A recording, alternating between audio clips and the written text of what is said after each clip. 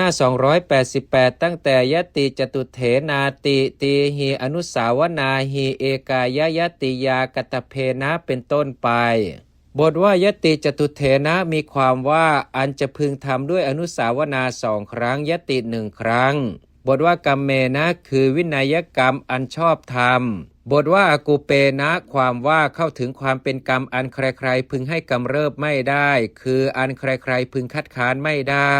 เพราะถึงพร้อมด้วยวัตถุสมบัติยติสมบัติอนุสาวนาสมบัติสีมาสมบัติและปริสะสมบัติบทว่าฐานาระเหนะคือควรแก่เหตุได้แก่ควรแก่สัตถุศาสนา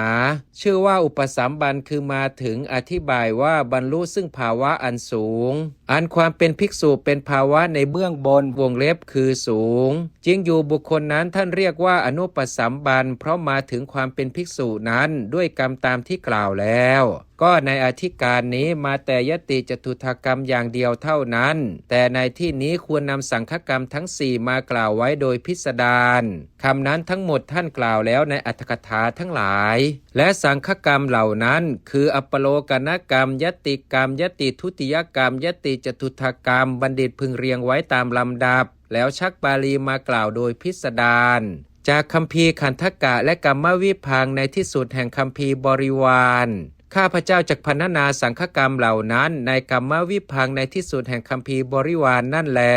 เพราะว่าเมื่อมีการพรรณนาอย่างนั้นปฐมปาราชิกวรรณนาจักไม่เป็นการหนักไป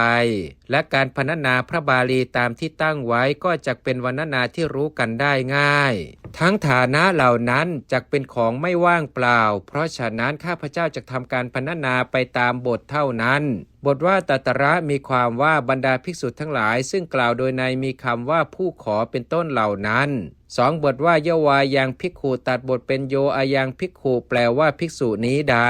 ข้อว่าสมัคเคนะสังเคนะละอุปสัมปันโนมีความว่าบรรดาอุปสัมปทา8ผู้ผสมบทแล้วด้วยยติจตุถกรรมเท่านั้น